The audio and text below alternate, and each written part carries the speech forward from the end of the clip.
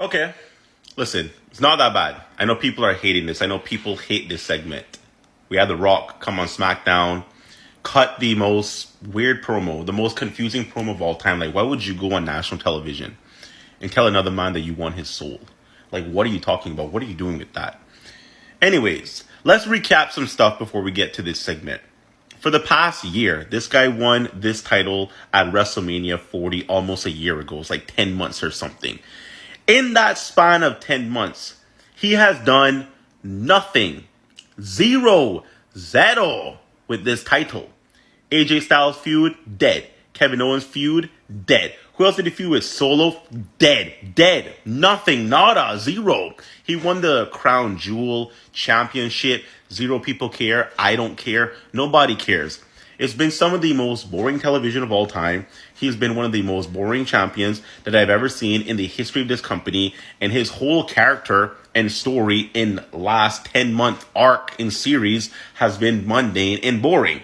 I've had zero engagement or care or interest watching SmackDown or WWE television whenever this guy pops up because he just doesn't do it for me or any fan, to be honest. You just walk out there with your theme song, cut literally the very same promo about, so Seattle, what do you want to talk about? And then like he goes on some stuff, loving wrestlers and respecting. Like, I don't want to hear about love and respect and peace and kindness and like what? What are you talking about? You're a wrestler. Talk some trash, talk some shit, entertain me. Anyways, 10 months of that. Dead, boring, uninteresting. To now, that brings me to the segment we had 2.5 days ago on Friday Night SmackDown with TheRock and Cody Rhodes, which TheRock comes out to some weird new introduction to his theme song, cutting out the most iconic part that we all care about that gives us the biggest pop of all time. If you smell, he cut that out. He cut out the whole "if you smell the Rock is cooking" part of his entrance and just has this stupid rap stuff and then cuts to the regular Hollywood Rock theme. Like, what? Why would you remove that? Why would you cut it out? Why would Def Rebel touch that theme song like at all? Like, it's iconic. Anyways, after my ears stop bleeding from TheRock's horrible introduction to his theme song, we get into the ring. He starts just like cutting the worst and just whatever promo. And then Cody comes out and then he talks about, I want you to be my champion. I want you essentially to join me on my crusade. I will do way better for you than you can for yourself.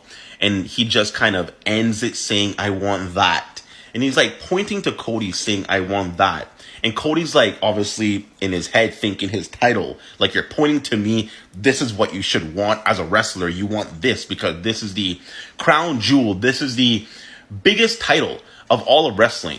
Not just WWE, literally wrestling. New Japan, TNA, AEW. Like, the WWE title is the title in this industry. So when you're pointing to a man saying you want that, you're going to think that, okay, well, I'm a champion. I'm holding this. Of course you want this. But no, this absolute freaking freak said, no, I want your soul. So I'm like, what? What do you mean you want another man's soul? What do you mean? What does that mean? What are you talking about? I want your soul? Why would you say that? So confusing. Absolutely confusing. But I'm going to spin this, and you guys need to pay attention. This isn't bad. This is not all bad. I really hate how he's pretending him and Cody are friends now after everything that happened like a year ago with him literally beating Cody down for the entirety of WrestleMania 40 season, leaving him bloody outside of his trailer, telling him that he's going to give his mother this belt that is covered in his blood, like all the stuff that happened between him and Cody and like Roman, and just like all that means nothing now. The whole final boss character is like retcon now because TheRock is like this kind of corporate baby face and he's like friends with Cody. And it's just like they're not even referencing the final boss, and they're not even referencing just like things that happened last year. What about like the thing that Cody gave you? What about what you gave Cody the first Raw after Mania? Just like so many plot points that are just like not even addressed at this point, and they're not discussed yet. I don't think we're going to get answers to half of these things. But as of right now, let's focus on what we can focus on, which is the new storyline that they're trying to establish with TheRock and Cody Rhodes. So if we can just forget about everything that we know of WrestleMania 40 last year and just treating this as like a brand new story, we're 2 months away from WrestleMania, 2 months. So they have 2 months to cook up a pretty interesting storyline, which they pulled it off last year. So I'm not going to doubt The Rock, because The Rock, when he first entered the whole scene of obviously Cody winning the Royal Rumble last year, showing up on SmackDown, but essentially telling Roman that he's going to give up his spot so that The Rock can take it to battle him at Mania to just get the whole "we want Cody," and like all that played out just so freaking nice. That wasn't the plan, because obviously the plan was for The Rock to actually face Roman Reigns and take Cody Rhodes' spot, but the backlash on the internet, they just couldn't ignore the fans because we wanted Cody, not The Rock at the time.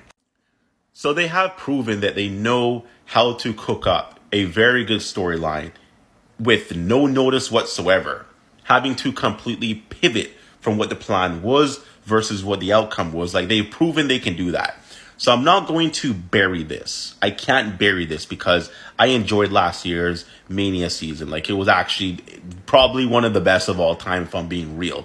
And he was a big part as to why it was literally one of the best builds, the best ending of all time in terms of all the WrestleManias.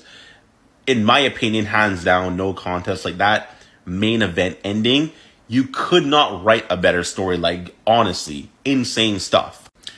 So now looking at what we have to work with this new storyline. So The Rock wants Cody to join his crusade, to join him to be his champion. The Rock wants Cody's soul. The only way this makes any sense, and if they go this route, I'm not going to complain. The Rock on paper is a heel. Still a heel. I don't care about him talking about like numbers and corporate stuff and whatever. Look how he's dressed. He's dressed in Hollywood Rock. He's dressed as a freaking douche. Versace, chain, shades, heel Rock. This is still heel Rock. Still comes out with the old school Hollywood theme after the horrible freaking new intro to the theme. Still comes out with the old school Hollywood Rock, the heel theme. So this guy is a heel. Don't get it twisted. Heel Rock is still very much a thing. So now we have heel Rock wanting to team up with babyface Cody. That's not bad, because if this leads to Cody Rhodes turning heel, because there has been glimpses of him turning heel on like Kevin Owens and like little stuff in the past, him being a bit more edgier in his promos, like there's glimpses of it, like Cody has something more there.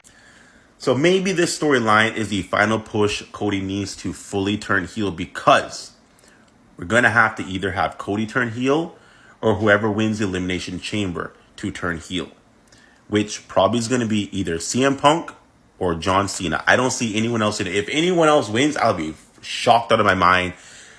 And honestly, I'll take it as long as it's not Damian Priest. Like, Damian Priest is a jobber to the absolute stars. Anyone else, I really don't care who else it is. I prefer CM Punk, then a Cena. If none of them, then I would prefer a Drew McIntyre or someone that is of that caliber. Damian Priest is not that caliber, not even close. So we're going to have a baby face in the Elimination Chamber win and go over that match. We're going to have to turn that babyface heel between now and Mania, or turn Cody heel between now and Mania. What is the best way for Cody to turn heel? Well, what would be his motivation to turn heel? Like, what motivations does Cody have? Well, he doesn't really have motivations to be a bad guy. He doesn't really have motivations to be a heel. He needs a reason.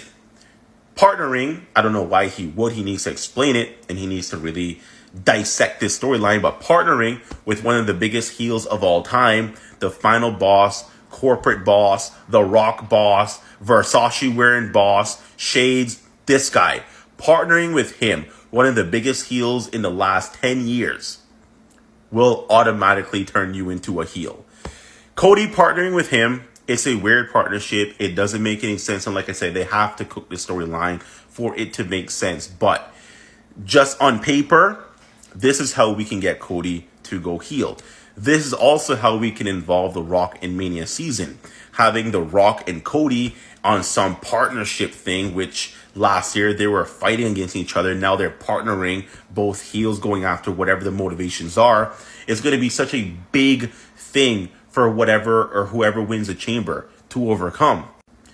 Like, if CM Punk wins the chamber and he has to overcome not only Cody, but his corporate boss, The Rock, who he's partnered with directly. It's such a good story for when hopefully Punk does go over and win the WWE title, main eventing WrestleMania. It's such a good story that I'll be okay with it. I don't know how they're going to cook the details, but I'll be okay with it. So let's kind of see and wait and kind of give this time to marinate. If you guys enjoy it, down below. Like, share, comment, whatever. All that stuff. Subscribe. Anyways, peace out. Bye.